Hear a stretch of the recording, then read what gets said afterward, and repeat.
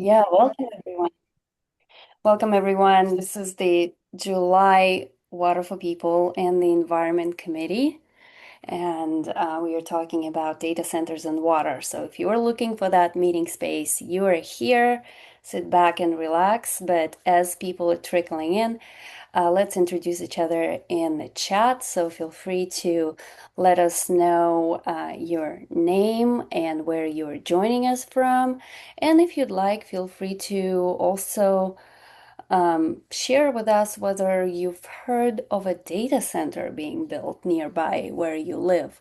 Or you can say just simply yes, no, or not sure if you, in case you don't know about the data center or yeah, feel free to share whatever you want if you have what concerns you have about data centers. And we'll give it another 30 seconds for more people to join because I know we'll have a lot today.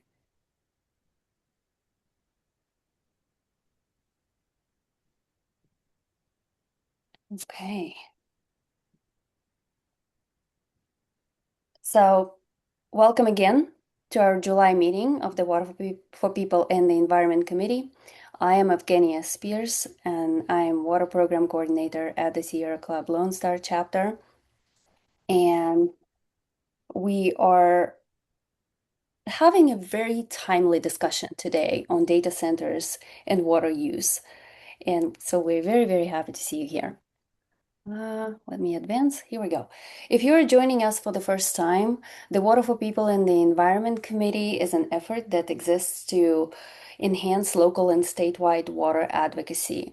Our goal is to provide education, to connect you with experts, water experts specifically, to provide you an opportunity to network and connect with each other. I know we're meeting virtually, but feel free to use the chat, exchange contact information, learn more about each other. The state is big, so it's a lot harder to do in-person meetings than online. So we're thankful for technology. And finally, this committee allows you to belong somewhere, right? If you're a Texan concerned about water, this is a great space where you can belong, where you can talk to similar-minded Texans about the issues Now, that Corey, I'm on a Zoom concern call. you. Okay. So, as always, I have some announcements, and that's what we will start our meeting with today. First off, we have a couple of meetings planned out. I should probably start with saying by saying that this committee meets on the second Monday of each month from 6:30 to 7:30 p.m. via Zoom, like we're meeting right now. And so our next meeting will be on August 10th, which we will focus on water infrastructure in historically underserved communities, and we'll have Tom Ensminger, who is a policy director from National Wildlife Federation, talking to us about that topic. Then on September 14th, we'll talk about produced water. This is the oil and gas wastewater and unplugged wells. And we'll have Virginia Palacios from Commission Shift with us. And by the way, as I speak, monitor the chat because we are sharing the links. So the link for the September meeting is coming up, and August 10th link is already in the chat. So if you'd like to register, you can quickly do so. Then we have a couple of dates up in the air, October 12th and November 19th. We're still getting our ducks in a row, and we will be able to announce those meetings soon. And December is, we don't have meetings in December usually. Okay, a couple of events that I wanted to share with you that are coming up. The Sierra Club Lone Star chapter's Keep the Power On campaign is meeting on July 16th, which is this Thursday at 6:30 p.m., similarly via Zoom. And it it will allow you to, if you attend that meeting, you will learn how you can get involved in energy issues and advocate for wind energy in Texas. So feel free to join. The link is in the chat. Um, And then another announcement, our legislative action team meeting is not meeting in July, we're meeting in August, on August 20th from 7 to 8 p.m. via Zoom. We'll talk about the current state of the Texas legislature, where we are at, and what to expect, and what you need to know to prepare to be engaged in the upcoming legislative session. And again, the link is in the chat. Feel free to register. And as usual, our section titled H2O Highlights provides some important events, just a quick summary of important events that happened during the months that we didn't see each other since June. First, I wanted to share with you that Sierra Club submitted comments to the House on Natural Resources Committee. They had a hearing on June 23rd on water use by data centers. And along with the link to our comments in the chat, you will also have the link to the hearing in case you missed it. I believe it was around 9 hours, but there were several panels. And if you missed it, probably an interesting hearing to watch. Then on July 27th, there is a hearing by the Senate Finance Committee that would, among other items, discuss sales tax exemptions for data centers. The public notice is in the chat, along with the link to where you can watch this hearing. If you cannot come in person, they will accept public testimony. However, it'll be limited to 2 minutes, and it will have to be provided in person because that's the hearing at the Capitol, and there's no opportunity to submit comments electronically because this hearing is happening on the Senate side of things. Then on July 29th, Senate Committee on Business and Commerce will talk about the implementation for Senate Bill 6 that passed last session. And the major focus will be on impacts of large electric loads on the grid. So if you are concerned about energy impacts of data centers, that's the place to get engaged. And again, the link to live broadcast is in the chat. So feel free to tune in if you cannot be there in person on July 29th. Another announcement is related to the Texas Commission on Environmental Quality publishing draft 2027 non-point source management program. I have to be honest, I haven't had the chance to review that yet, but the link is in the chat if you would like to comment. Non-point source pollution management program. So there's a little typo here, but public comments are due on August the 3rd. And if you'd like to chat about it, feel free to reach out to me. Then a very exciting resource that I wanted to share tonight with you is titled This is Texas Water. And this is essentially the Texas Water Awareness Campaign in action. This resource was launched, I believe, last week or the week before, but it's great. Just use that link in the chat. Go there, type in your zip code and see what happens. You will learn, I can guarantee you will learn a lot about the water that comes to your home and that serves your community. It's a really interesting resource. And then, for the sake of time, I will not discuss all the articles of interest or reports of interest that I gathered for you today, but feel free to, again, explore those resources on your own. They're in the chat. And yeah, if you'd like to chat about anything with me, we can connect offline. But this is all I've got for as far as H2O highlights today.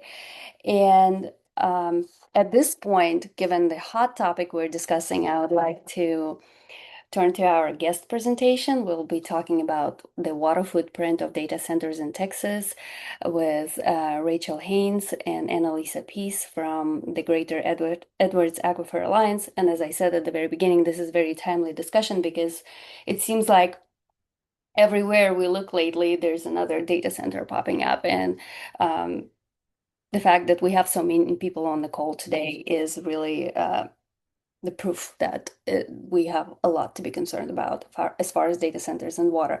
So what I'm going to do, I'm going to stop talking and I'm going to stop sharing my screen and I will let Rachel share hers if that works. Wonderful. Thank you, Evgenia. Let me see if I can get this. Oh, I think I have to request. There we go. You're allowed now.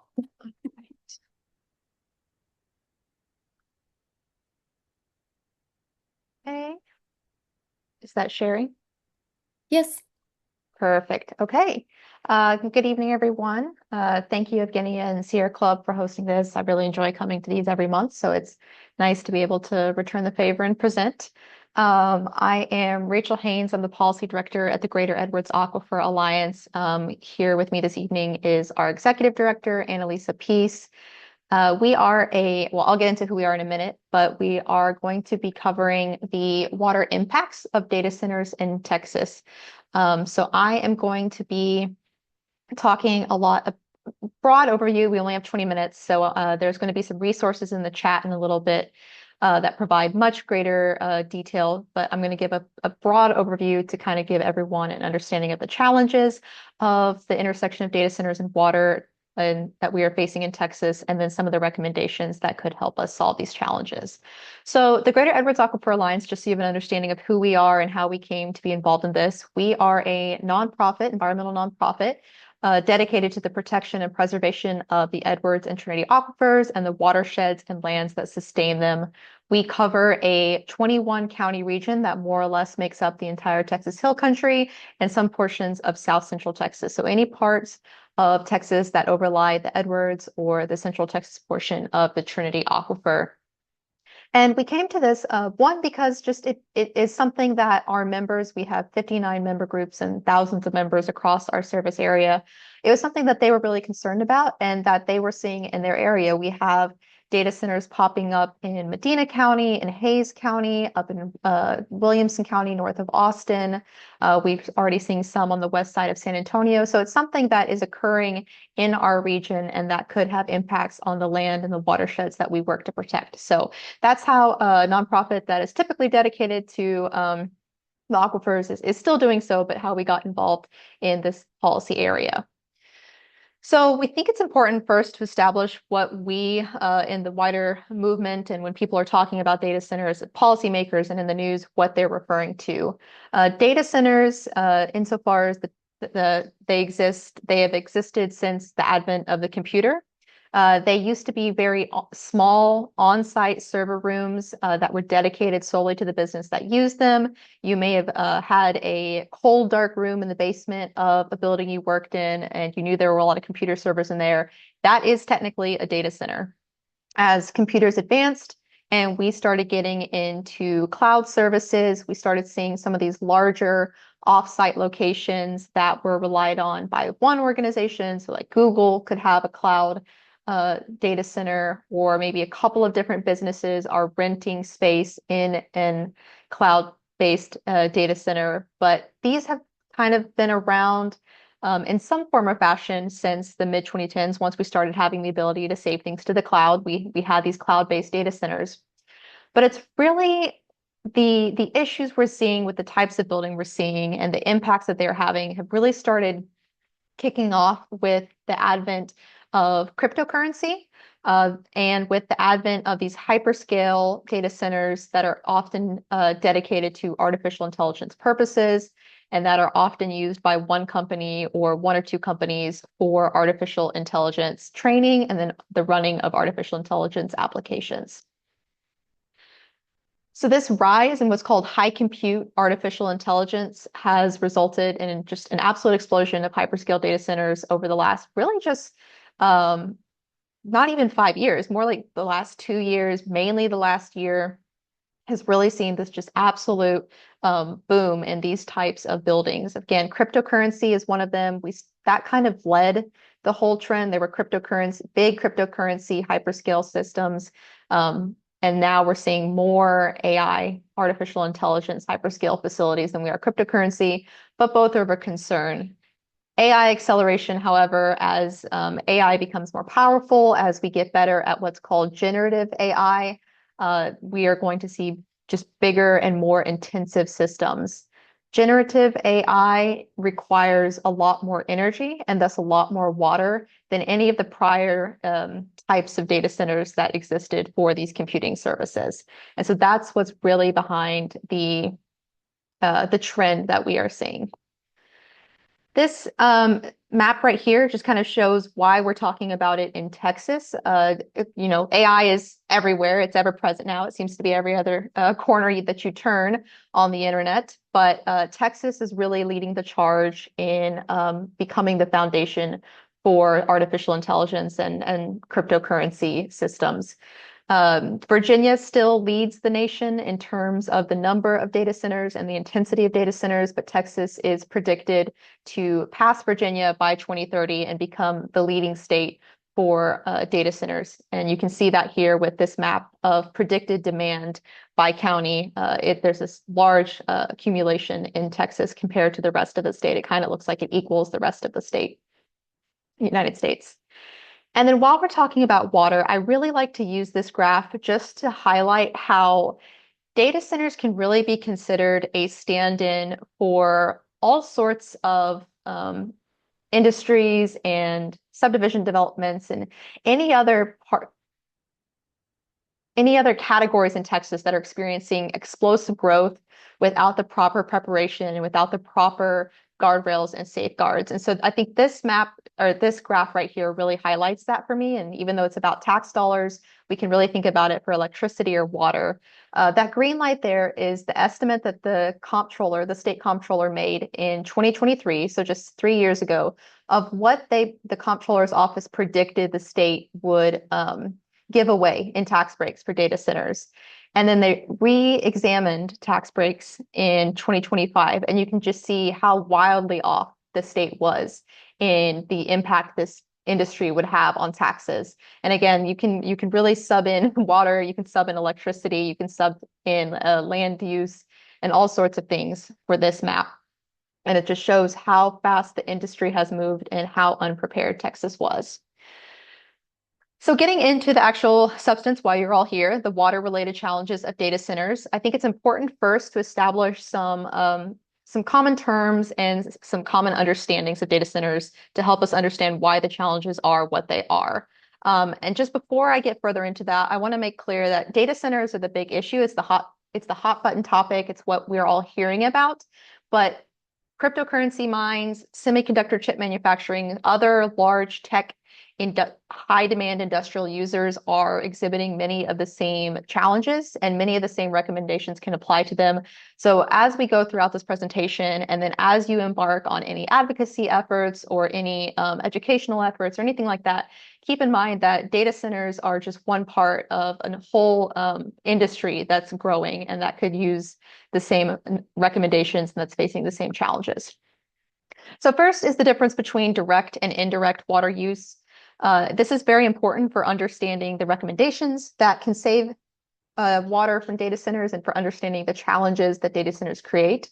Direct water use is the water that is used on site at the facility, and primarily it is used for cooling those really high computer chips that are running either the cloud systems or more often the generative AI systems. It's the water that is actually circulating through the facility. That is its direct water use. That is most often what facilities refer to when they say this is how much water we are using. They are talking about their direct water use. However, they also have indirect water use, and indirect water is the water used to actually generate the facility, the electricity used by the facility. So with the exception of renewable energies, so fossil fuel energies and electricity generation, coal generation, that all takes substantial amounts of water. And that water is considered to be the indirect water used by the facility. I think it's really important to highlight this again, because this is not necessarily something that the industry points to when they talk about their water use. They're more mainly talking about their direct water use, but indirect water use accounts for 75% to 83% of an industry's total water use. So it's something really important to keep in mind when we think about how much water they're actually using. Then there's the energy water trade-off. As the technology exists today, data centers are not really able to be both water efficient and energy efficient. So they can really just be one or the other. A facility that uses a lot of water is able to save a lot of electricity. A facility that saves a lot of electricity has to use a lot of water. So there's really no happy medium right now in the industry for them being able to be both highly energy efficient or highly water efficient. And so that's something to keep in mind when we propose certain technologies or recommendations to save direct water. We want to consider how much energy that the facility is using to make sure that their indirect water use does not skyrocket in turn. So just things to keep in mind as we go through the next challenges. So as we go through the actual challenges that data centers are creating, again, there will be some resources shared in the chat, I think, that will provide you as much detail as you could possibly want in terms of hard numbers. But I think it's more important right now to kind of provide a broad overview of the state of play for the industry.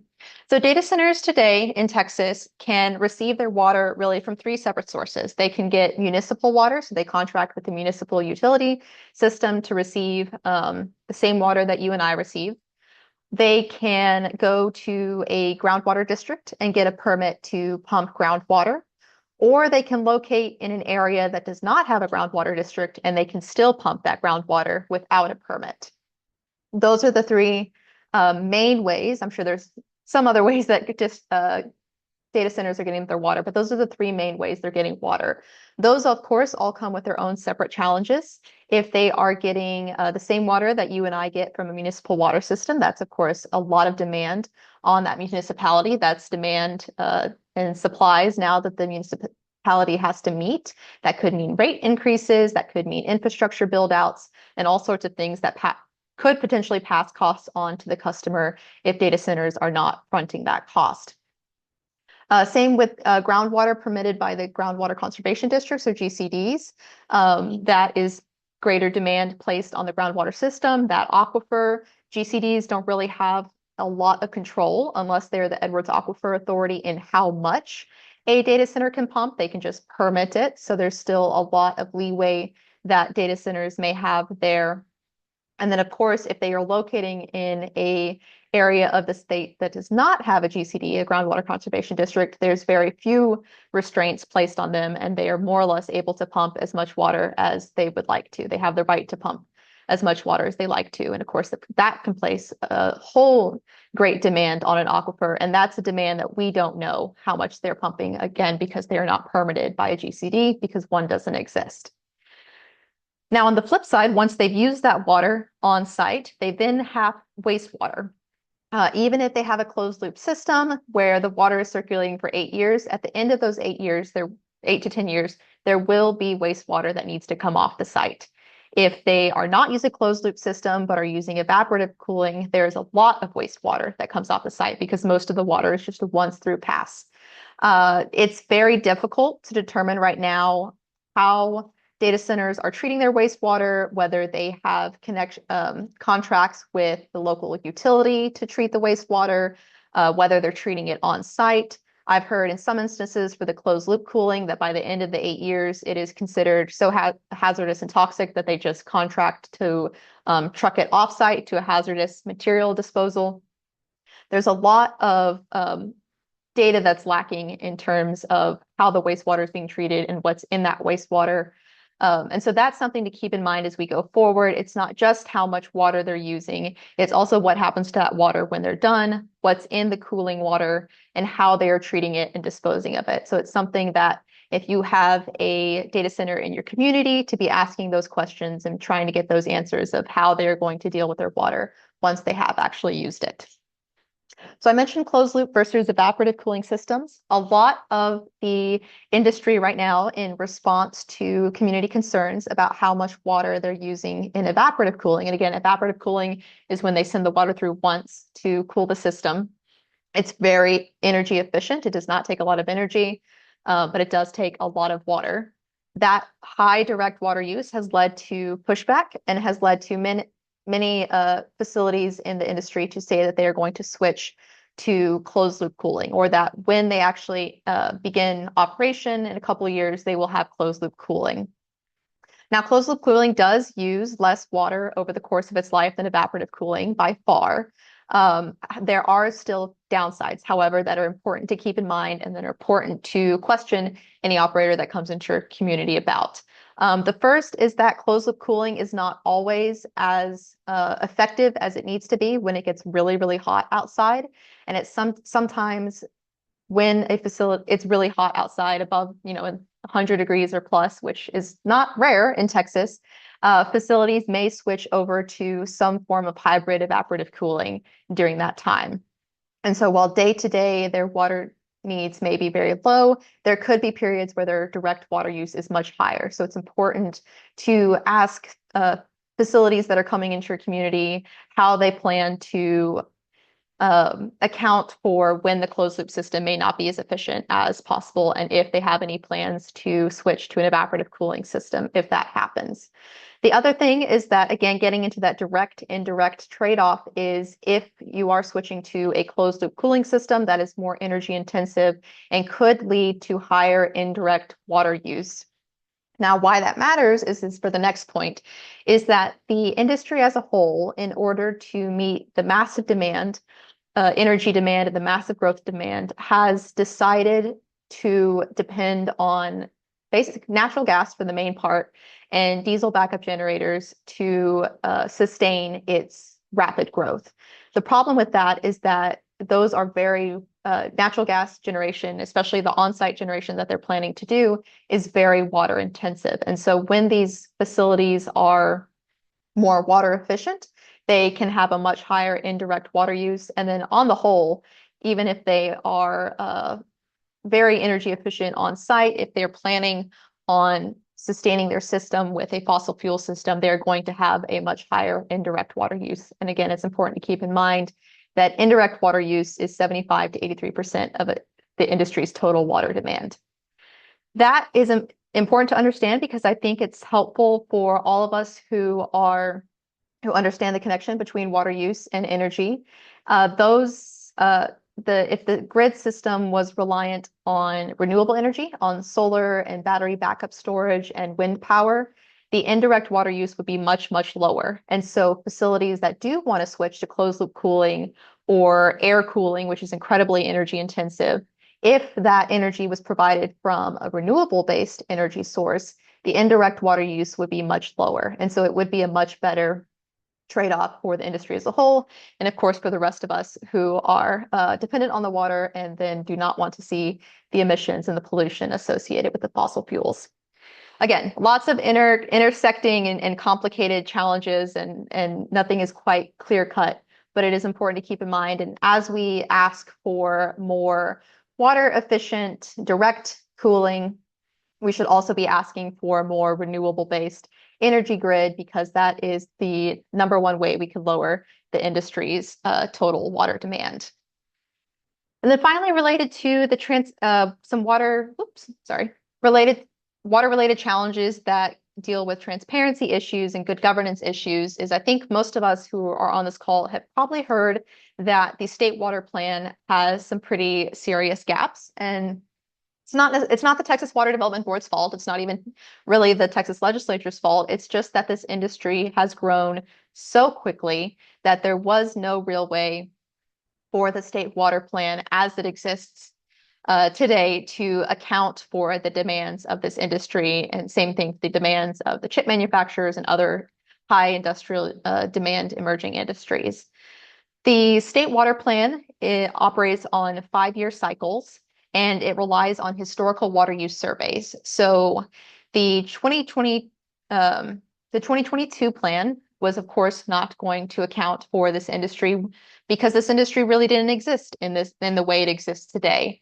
However, the 2027 plan also does not currently account for this issue because it is relying on the past 5 years and it relying on historical water use surveys. Most of the data centers that are going to be placing most of the demand on our water systems and our energy systems are not yet operating. And so the state water plan as it exists is not able to take into account its impacts just because of the way it is set up. What that means, however, is that our state water planning process, so all of our forward-looking plans in how we are going to distribute funding, in how cities need to prepare, and how counties need to prepare, and municipal utility districts and municipal utilities themselves need to prepare, are all operating under a framework that is not accurate. The data does not exist and is potentially missing around 9% of the water use, according to some studies by the University of Texas. So we'll get into some recommendations in a minute, but the way that the state planning process is set up leads us to some tricky decisions if we're not able to account for how the industry has changed.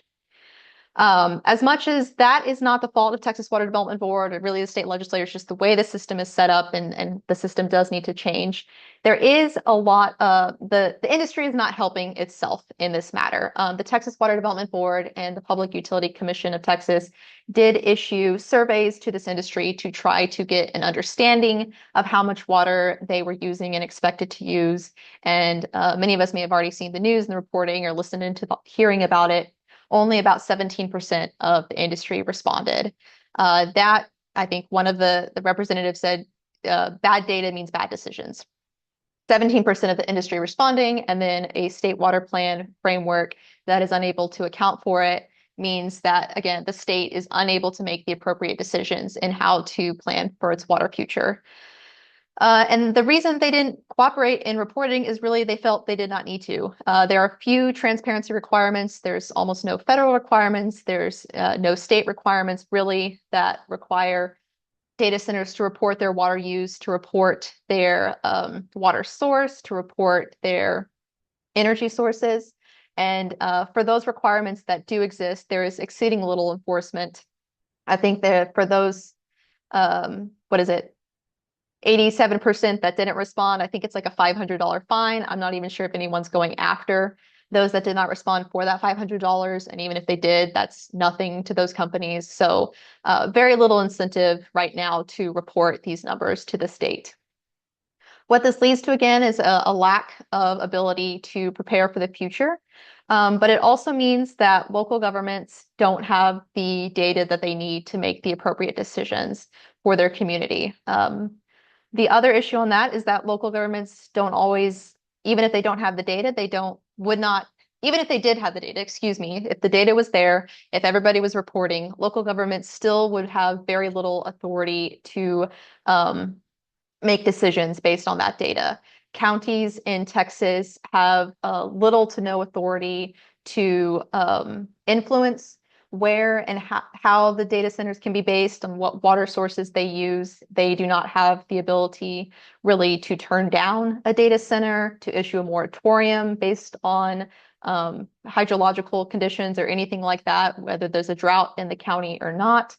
And really the only tool that counties have is a tax abatement. Now, and many of their community members don't want them to use a tax abatement for a data center, even if that is the only tool they have to influence where the data center can go or what types of technologies the data centers can use for their cooling or water sources or anything like that.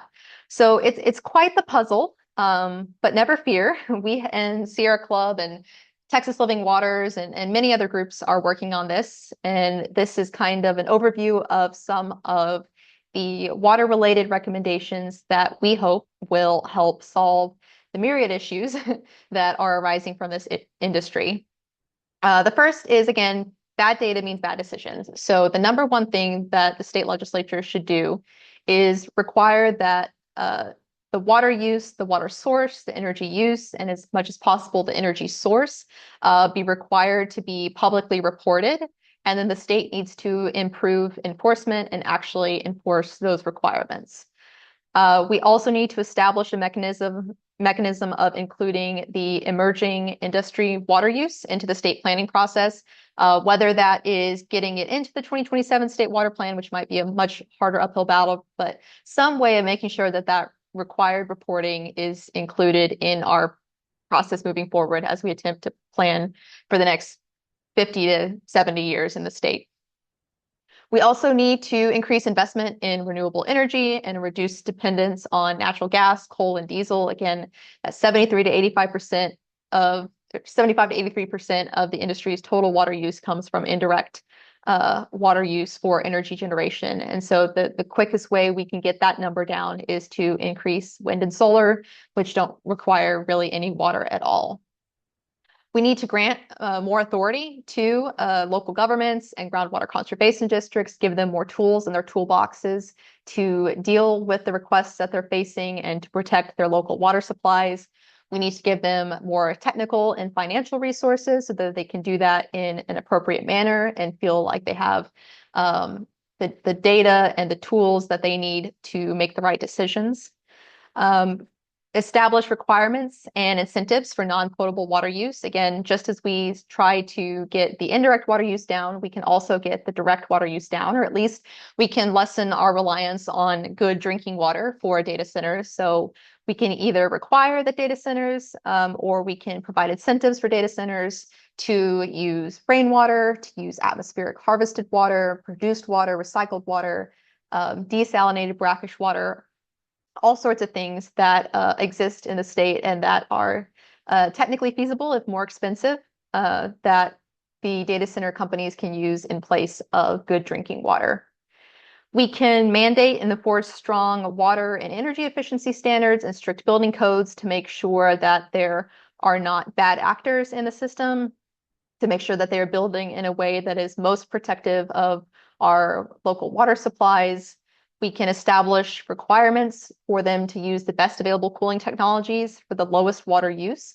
Right now, closed loop systems are the big buzzword. That's where the industry is going. But, as fast as this industry is changing, 2 years from now, closed loop could be old news and there could be something new. So requiring them to adopt the best available cooling technologies, I think will, without restricting ourselves to one singular technology, will be really helpful. And then finally, establishing a wastewater treatment and disposal standards. Right now, there's not really a specific standard established by the state for how data centers should treat and dispose their wastewater. That's definitely something the state needs to look at and to do. And regardless of whether the state acts or not, we should figure out a way to have facilities treat their wastewater to preferably drinking water, but not to the same standards as municipal recycled wastewater, and then, if possible, recycle it on site instead of disposing it either to the municipal sewer system or trucking it off site. So that was a lot, I know. Again, we have a report here which has a lot of this information. I think there's been resources shared in that chat that have, again, probably more information than you can ever want in terms of specifics on these ideas or more policy ideas. So with that, I think my 20 minutes are up. I probably went a little over. I don't have a clock in front of me, but I will turn it back over to Evgenia. Yeah, Wonderful. and I'm just Yeah. going to add, this is Annalisa, I'm just going to add that another water-related issue, and especially those who are in unincorporated areas, is we're getting reports of flooding downstream from these facilities because they take up so much impervious cover. Often the site can be 90% impervious cover, which causes flooding. So if and the counties have much less tools to deal with the drainage issues than do municipalities. So it's something you'd also want to be, aware of in terms of water. Yeah, Yeah. that's a great point. Thank you, Annalisa. Flooding and impervious cover, something to check. Yeah, thank you. Thank you so much for this great presentation. Definitely lots of information, super timely. And Rachel, you mentioned a lot about in specifically your recommendations, what policy gaps we're dealing with. And I posted in the chat the link again to the hearing on June 23rd when those policy gaps are became especially apparent as we were listening for to what the Texas Water Development Board, PUC, and the TCEQ had to say. And so feel free to watch that recording, everyone. It's the very first panel. The hearing opens with it, and it's about 40 minutes to an hour. I don't remember. But it'll give you a really good idea of where we are at. And I guess throughout your presentation, I saw a lot of unhappy emojis and reactions, questions in the chat related to accountability, related to the power of community voices, in this context of decision making around data centers. So let's transition to the Q&A right now. And if you have a question, feel free to raise your hand so we keep it all somewhat organized. And let's go for it. We have experts right here ready to help you figure it all out. Do we have any questions? Caitlin, go ahead. Hi there. Do you guys hear me okay? So far, so good? Hello? Yes. Yes. Oh, okay. Okay, perfect. Yeah, I just wanted to ask, are there any like establishments of potentially using rainwater harvesting systems for large facilities like data centers? Like, how feasible would that be? Because I know these centers, they're massive, right? So, the proportion of how much rainwater we can is um I don't know. How does that work out? Have y'all like how feasible like of an alternative would that be from y'all's understanding? Yeah, it's a really good question, and rainwater may be one of the um, more difficult alternatives for non-potable water use. You know, the roofs, they're large flat warehouses. The roofs are literally large. In talking to Right. data center developers, one thing they mention is that they do put a lot of their equipment on top of the roof, and that takes up space that alternatives like atmospheric water generators or rainwater harvesting systems could take up.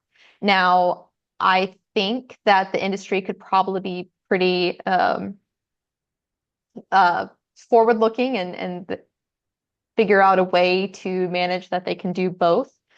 Um, and especially if they're doing like a closed loop system, they don't need that much water on a daily basis.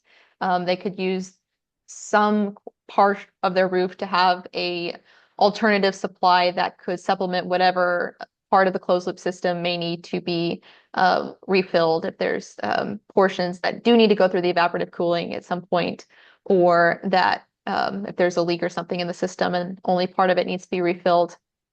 uh, I will say we didn't necessarily get shot down in conversations with developers, but we got told that they do prefer water that can be piped. So if like municipal recycled wastewater, or if there was a way to do desalination of brackish groundwater and get that piped, they prefer that just because they already are used to occupying their roof space. But again, I would say that I feel like there's a way they could figure that out.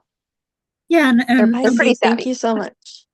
I'm looking here because the atmospheric water generators, and there's a comment here that they do use a lot of energy, but the companies that make those atmospheric water generators are really at work looking at units that they could use to supply these large scale data centers with the water that they need. And they are also um, do have units that can operate on solar and can be with an array of solar panels. So it's just a nice option that we might be able to consider as this technology advances.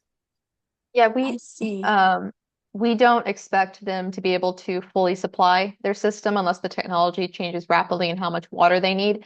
But we would like to see them at least, if minimum, supplement their water use with alternative supplies. I see.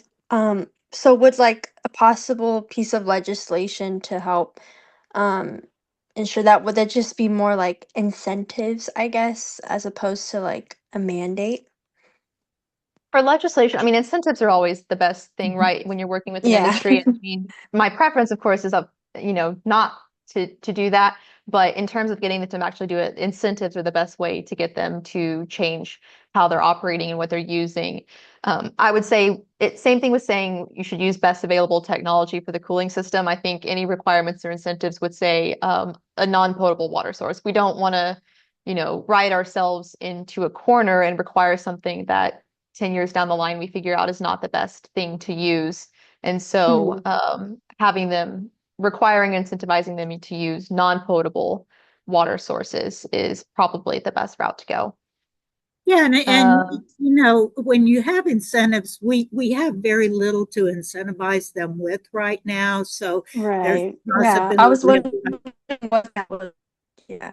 yeah, like, you know, if the legislature was saying if you're going to do this, you have to contribute to a water supply fee, that would help the state, you know, fund additional water supplies or something like that. But we want the legislature to start thinking creatively about measures that would incentivize these folks, you know, that could be forgiven.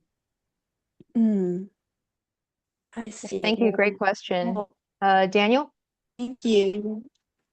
So I will actually be meeting with State Senator Menendez tomorrow about data centers and CPS rate hike, and I'll keep it to water, of course. But I was wondering if there's some of these recommendations I was already going to tell him, but I was wondering if there's any evidence that suggests like data centers are responsible for these like municipal rate hikes with SAWS, for example, San Antonio Water Systems with their recent rate hike, if like these data centers are directly responsible for them.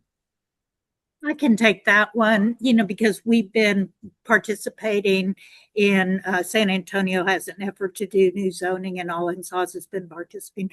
So far in San Antonio Water Systems, they are requiring that the data centers here use recycled water, and they pay in to lease that recycled water. So it has not impacted ratepayers.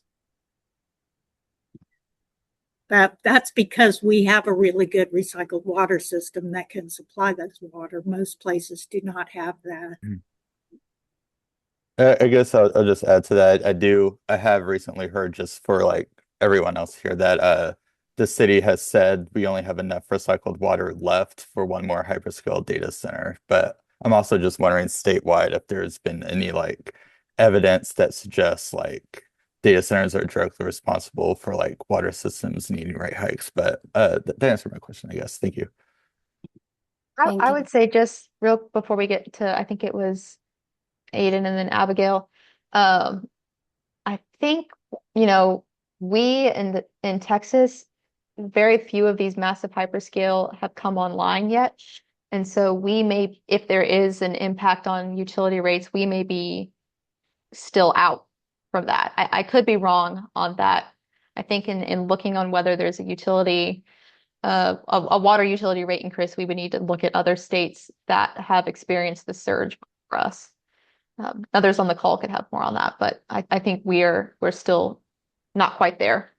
Yeah, and you have like also the option if you're talking about like a utility, if it's a public utility, you can put pressure on that utility to have different rate structure for the industrial to where that compensates and the you know, residential users are not burdened with that. So there's a lot of tools that you can use to address that problem.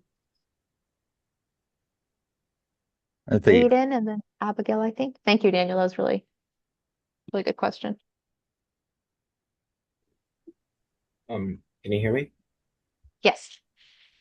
Um, so some of the questions I had was, is there any kind, I think you were talking about it earlier, if there's any kind of like data, um, regarding the usage, the energy usage and the water usage of some data centers, and if there's any way I can get that, because I was planning on trying to meet with either a senator or one of my state legislators about data centers because they're planning on building one near my community.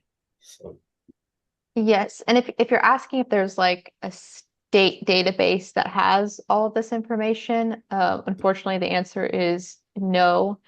Um, there is the state survey. Again, we're only 17% of them responded to it. I'm hoping that will be public information by the end of the year. But I don't think they've confirmed whether that will be public information or not. There is, I think the two best resources I've seen are the Houston Advanced Research Park report. They they looked at quantifying some of the water impacts. And then there was a recent Bureau of Economic Geology report by the University of Texas where they have also tried to map out the future water impacts on the state.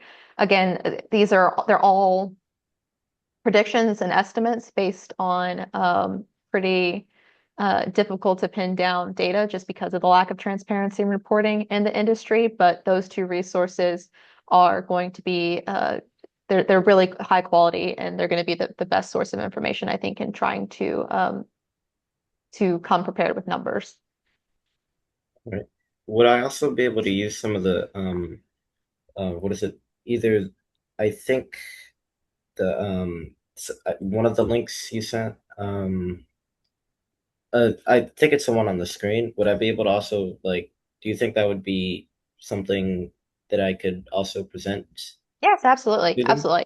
I try to summarize a lot of the other information in this report. So yes, yes. This one's definitely feel free to share as much as you would like. All right. Thank you so much. Absolutely. Thank you. Abigail? Yes. Hi. I'm in Central Texas, Hayes County, San Marcos area. Um, so yeah, we've actually defeated two. We got another three that we're working on stopping. The incentivized talk, I'm a little frustrated at that. First of all, they do not have to pay state sales tax with the Texas Comptroller. They can just, it's a single form they apply. They're exempt for 10 to 15 years, sometimes up to 20 years, where they don't pay the state sales tax on any of the items within the data center. So 6.25. So we do not need to incentivize anything regarding data centers. Also, that's not factoring in the tax abatements that the county's given them, which I'm very frustrated with the county. I will say Hayes County has been phenomenal, but we have worked with them. They will not give any tax abatements to any data centers. That's the one card that county commissioners have. And I don't know, I guess they're not poker players, but they are just handing it over with these silly development agreements that are a moving target. There's already, you can do amendments after amendments. So I appreciate the information, but I guess Annalise was talking about the incentives, and I will adamantly against that. These people have the money. Texas is subsidizing them, and I can guarantee you our rates are going to go up. I have family in Georgia, Tennessee, and Kentucky, and they are calling me and telling me about their water rates and electricity rates. And so it's just a matter of time. The people that have been here since, before 2021, when we had the huge snowstorm, my utility bills have gone up by about $25, $30. We're still paying for that. So I guarantee you, as these go online more, our rates are going to go up. I would like for y'all to take a little bit more of a tougher approach. I do understand what you've been saying. I've been fighting these for about 19 months, but it's a hard line. And everything that I have found out, and I've talked to these developers, they have all lied publicly in commissioner's court, city council, town hall meetings. And if they do tell you the truth, it's only half the truth. And so, I would just like Sierra Club to take a little bit more of an aggressive stance against these. We don't need to work with them. A lot of us aren't using AI. And I guess I'll just end it there. Thank you. No, thank you, Abigail, and thank you for all the work that you're doing. And I think Annalisa mentioned this too, is that, we say incentives, but there is very little to offer them incentives already. Just knowing that the way the state works, sometimes the best way to get change is to offer incentives. But you're right, it is difficult when we know that so many of these companies could just make the change if they want to. Getting to the county tax abatement thing, yes, that is unfortunately the only tool that counties right now have to influence and manage these types of developments at all, is being able to provide a tax abatement development agreement that hopefully, if the county commissioners are working on it, can provide benefits in the best interest of their residents. But county commissioners, unfortunately, in the state right now are really stuck between a rock and a hard place. And so that's one of the recommendations. I think I saw this question in the chat, maybe about what can we ask for counties in the state, because so many of these centers are locating in counties because they know that there's not the same regulations that they'd be under if they were in the corporate boundaries of a municipality. They know that counties can't stop them. And they know that oftentimes it's the land is cheaper, so there's that too. And so asking for more land use authority by counties, asking for counties to be able to do similar regulations in state water quality protection ordinances, impervious cover regulations, limiting the size and footprint of facilities in county unincorporated areas. Incompatible land uses, being able to say we shouldn't put a facility next to a residential subdivision, things like that. These all types of our recommendations for what counties and groundwater conservation districts and the like should have are in this report that's on the screen. But it's one of the most important things we can do is to be able to give local governments more authority. Ginny, please cut me off when I get too close. But Let me jump in actually, Rachel, briefly, because Abigail, thank you for your comments. Dave Cortez with the Sierra Club. I just want to be clear that we're not advocating for any incentives. I know that was mentioned in your comments. Cyrus has dropped in the chat some of the recommendations that we've put together with the Texas Living Waters Project. But I'll just affirm what you're saying, that the best thing people can do is tell the story that you're experiencing about what data center development is having on your life. What's the impact on your life and your neighbors? And make sure that every public official, city, county, and state is hearing from that.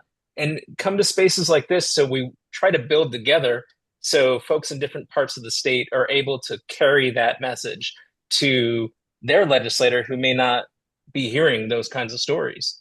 The more that people are organizing and speaking out, that's why Governor Abbott's moving, right? Organized people can push back against these massively funded, deeply pocketed, organized corporations. And so that's our biggest push here, is just to get people informed and mobilized together. I think sometimes the specific policies can be a bit of a finger trap for us. And we just want more people in the fight.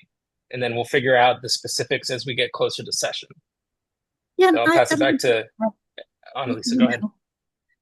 I think that this empowering counties is probably going to be the biggest battle that we have with this, because Texas does not like to empower county governments or local governments. The trend has been to take away their authority, but these counties really need this, and it's not just for the data centers within our service area. It's also for residential development and all sorts of things. So it's kind of a free for all. It's totally uncivilized, and I think that that's a battle that we all need to stand firm on, is that we're empowering these unincorporated areas to regulate it, in a way that's common sense. yeah, and I think I probably do we have time for one more question?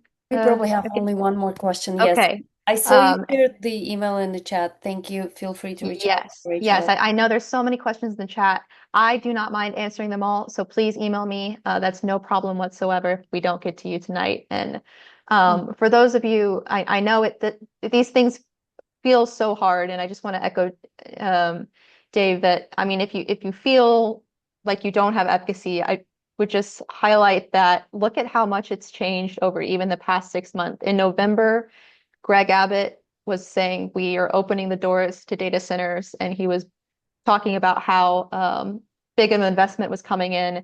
And then last month, he started talking about banning them in certain areas. And that's all because people were telling their stories and mobilizing. So it does make a difference. And I will go to Gary, your question. Just wanted to highlight. Oh, you're on mute, Gary. I'm sorry if you're speaking. Yeah, while Gary's on mute, I'd just like to add that GIA does legislative alerts. You can go to our website and we will be keeping y'all informed. I know Sierra Club also sends out legislative alerts, as does Alliance for a Clean Texas. So y'all stay tuned and we will be keeping you on alerted as to what you can do to help this out. Okay, sounds good. And it looks like Gary is still muted. Let's still take one more question. Susan, go ahead. I saw your hand up. Now Okay. it's on. Yeah. Okay. Oh, Gary, Okay, Hi. Gary. Yeah, Yes. real quick. do I Yeah. get to go? Okay. All Yeah, right. So is Susan, there a just way, does anybody monitor the groundwater level? I mean, is there a way to show what the groundwater level was in Texas, from Amarillo or maybe from Galveston?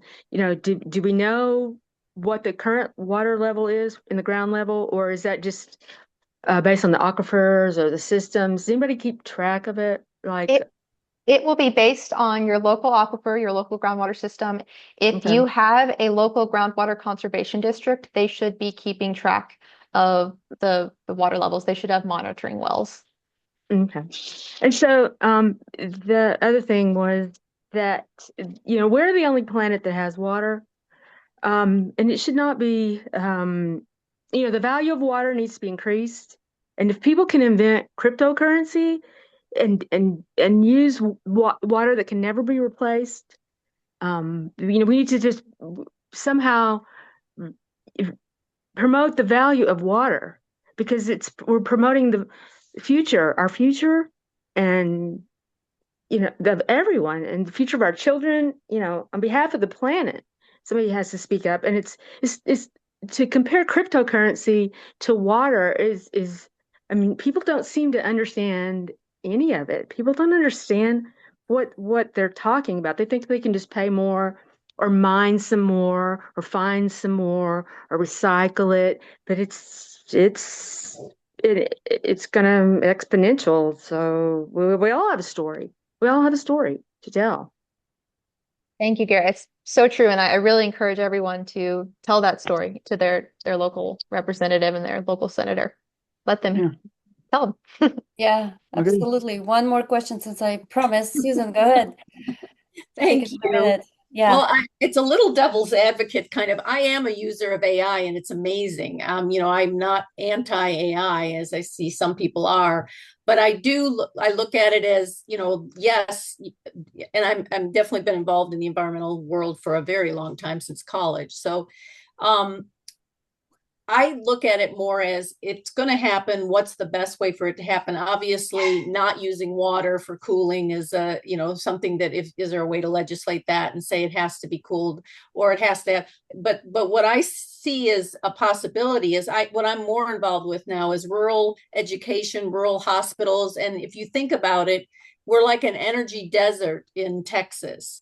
And the rural hospitals and schools are being decimated with some of the legislation right now. So if we looked at it more bigger picture and said, okay, there's this energy desert, could we have energy islands that have data centers and only renewables, and schools and hospitals where, we're now having energy islands all over Texas, and then they have a tax base, and there's a lot of good things that could happen if it was done more thoughtfully and structured.